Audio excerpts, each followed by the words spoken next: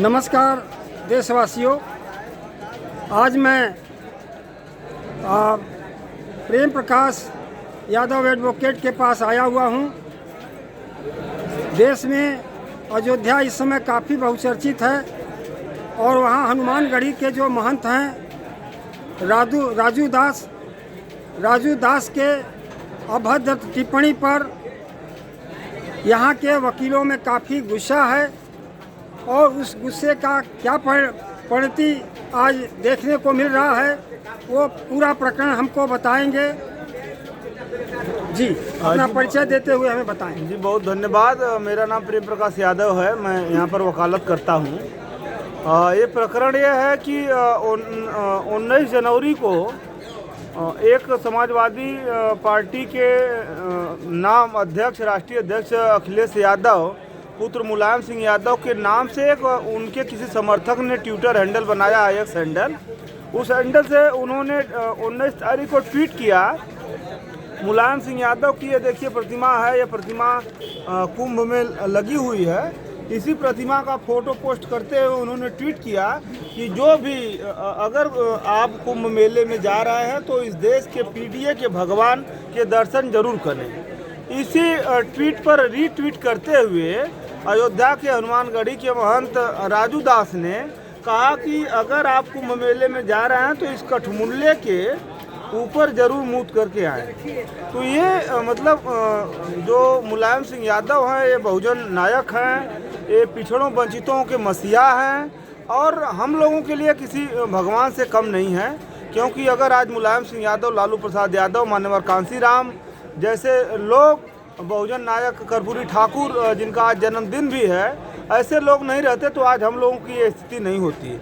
इन लोगों का मुख्य भूमिका रहा कि इन्होंने अंबेडकर के संविधान को ज़मीन पर उतारने का काम किया। तो ऐसे में वो एक वर्ग के मसीहा है, एक विचारधारा है, कोई व्यक्ति नहीं है।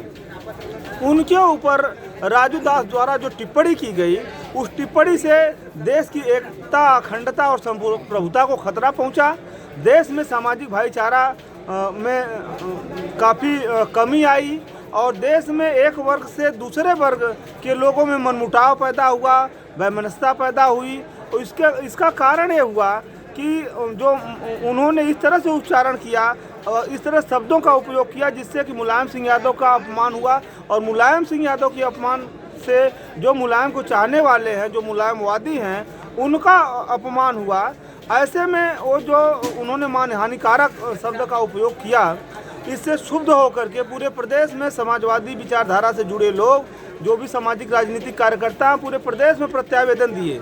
लेकिन किसी भी प्रत्यावेदन पर न तो कोई कार्रवाई हुई, न तो शासन प्रशासन ने स्वतः संज्ञान लेकर के राजू दास के खिलाफ कोई कार्रवाई किया। और ऐसे मामलों में न्यायालय स्वतः संज्ञान ले लेता है, लेकिन न्यायालयों ने भी कहीं पर स्वतः संज्ञान नहीं लिया। ऐसे में मैंने कल राजू दास के खिलाफ मुकदमा दर्ज करने हेतु परिवाद दाखिल किया सिविल जज सीनियर डिवीजन द्रुतगामी के न्यायालय में।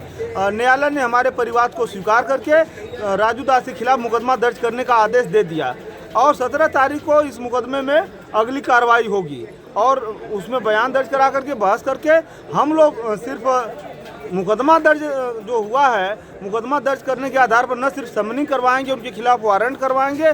अगर वारंट पे वो नहीं आएंगे तो उनके खिलाफ वारंट जारी करवा के उनकी गिरफ्तारी होगी, उनको जेल के सलाखों के पीछे भेजा जाएगा और उनको हम लोग सज़ा दिलवाएंगे। क्योंकि मैं नहीं चाहता कि इस तरीके से फिर कोई दूसरा राजू दास पैदा हो जो हमारे नायकों को खिलाफ ओछी टिप्पणी और भावना को आहत करने वाली टिप्पणी, समुदाय को विखंडित करने वाली टिप्पणी और देशद्रोह की भावना पैदा करने वाली टिप्पणी दे। जी, कौन कौन सी धाराएं लगाई गई हैं? इसमें धारा 152, 196, 197, 298, 299, 351, 353, 356 BNAS व RT एक्ट की धारा के तहत में आदेश हुआ है मुकदमा दर्ज करने का। माननीय मुलायम सिंह यादव को तो राष्ट्रीय स्तर का उनको अवार्ड मिला हुआ है, तो वो तो राष्ट्रीय पुरुष हुए।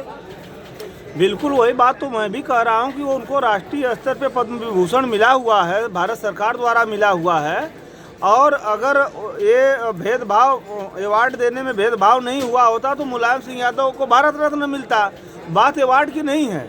अगर किसी व्यक्ति के व्यक्तित्व के कारण अगर पिछड़ों को चलना आ गया, पिछड़ों को बोलना आ गया, पिछड़ों को लड़ना आ गया, पिछड़ों और वंचितों को नौकरियों में जगह मिली, भागीदारी मिली, आरक्षण का प्रावधान उन्होंने उत्तर प्रदेश में सबसे पहले लागू किया, तो वे हमारे नायक हैं, वे हमारे मसीहा हैं, वे हमारे महापुरुष हैं। वो हमारे लिए किसी भगवान से कम नहीं है। और हमारे भगवान, हमारे महापुरुष जिसमें हमारी आस्था है, अगर उनके खिलाफ कोई टिप्पणी होगी, कोई अभद्र भाषा का प्रयोग किया जाएगा, तो हम लोग कानून का भी सहारा लेंगे और कानून के सहारा से लेकर के उनको जेल के सलाखों के पीछे भेजने का काम करेंगे। ये तो संविधान विरोधी कृत्य भी लगता है। वकील साहब, आप क्या कहना चाहेंगे?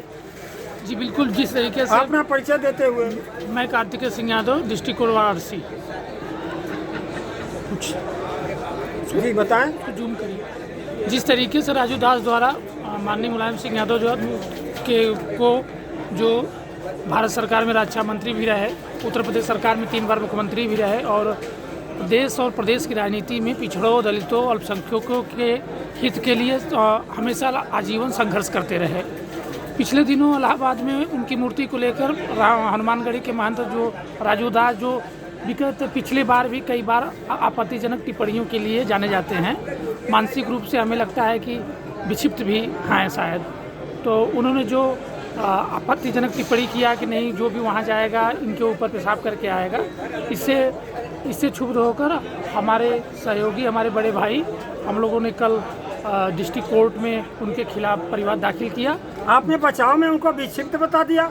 जी बिल्कुल, जिस तरीके से उनका तो विक्षिप्त हो जाएंगे तब तो उनके ऊपर कोई लागू नहीं होगा कोई कानून। क्यों नहीं लागू होगा? कोई भी तो आएगा उनका नेक्स्ट फ्रेंड जो उनकी तरफ से उनकी पैरवी करेगा। मानसिक रूप से विक्षिप्त है, पूरी तरीके से नहीं है। उनका जो मानसिक रूप से विक्षिप्त उसको कहा जाता है जो सबके लिए एक समान व्यवहार करे, व्यक्ति विशेष के लिए नहीं। वो एक व्यक्ति विशेष के लिए उनका एक कथन है जो उनकी दिवालियापन को साबित करता है। बहुत अच्छा। आपको क्या कहना है वकील साहब? मेरा नाम अजीत सिंह यादव, मैं डिस्ट्रिक्ट कोर्ट वाराणसी में प्रैक्टिस करता हूँ। जो गरीबों, पिछड़ों, दलितों और अल्पसंख्यक के मसीहा परम श्रद्धेय आदरणीय मुलायम सिंह यादव के खिलाफ तथाकथित महान राजू दास ने जो टिप्पणी किया है और निर्दलीय अथवा है, उनके खिलाफ कठोर से कठोर कार्रवाई होना चाहिए। बहुत अच्छा। हमारे पास मानववादी चिंतक के रूप में एडवोकेट संजय सिन्हा साहब भी बैठे हुए हैं। आप क्या कहना चाहेंगे राजू दास के वक्तव्य पर? राजू दास का जो वक्तव्य है उसकी जितनी निंदा किया जाए वो कम है। राजू दास जो है वो एक सड़ी गली मानसिकता वाला व्यक्ति है।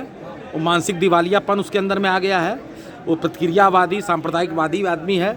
वह जो है मनुवाद का प्रवर्तक है और इसके खिलाफ जो भी कानूनी कार्रवाई संभव है, क्या कहते हैं, वो होनी चाहिए। क्या कहते हैं, वो बिल्कुल समाजद्रोही व्यक्ति है, राष्ट्रद्रोही व्यक्ति है। उसको कड़े से कड़ा उसके खिलाफ दंड मिलना चाहिए, कानूनी उसको दंड मिलना चाहिए। संविधान विरोधी तो नहीं ना है? संविधान विरोधी व्यक्ति इस तरह की बात उलझुल बात करता है। जिसकी संविधान में आस्था होगी, जिसको संविधान के प्रति निष्ठा होगी, वह इस तरह की अनर्गल बात नहीं करेगा। बहुत अच्छा है। संविधान विरोधी है। आज पूरा आपका वातावरण संविधान विरोधी से लोगों से भरा पड़ा हुआ है। जो हमेशा संविधान, लोगों में कंपटीशन हो रहा है, प्रतिस्पर्धा हो रही है। कौन ज़्यादा संविधान को गाली दे सकता है, कौन ज़्यादा पिछड़ों, दलितों और डॉक्टर अम्बेडकर को गाली दे सकता है। इसमें आजकल प्रतिस्पर्धा चल गई है। तो क्या देश संविधान से नहीं चलेगा? देश को संविधान से ही चलेगा। संविधान को हटा नहीं सकता। जो संविधान को हटाने की बात करेंगे उनको जनता बाहर रास्ता खुद दिखा देगी। जो है किसी की हस्ती नहीं जो संविधान को दरकिनार कर दे। बहुत अच्छा, बहुत बहुत धन्यवाद।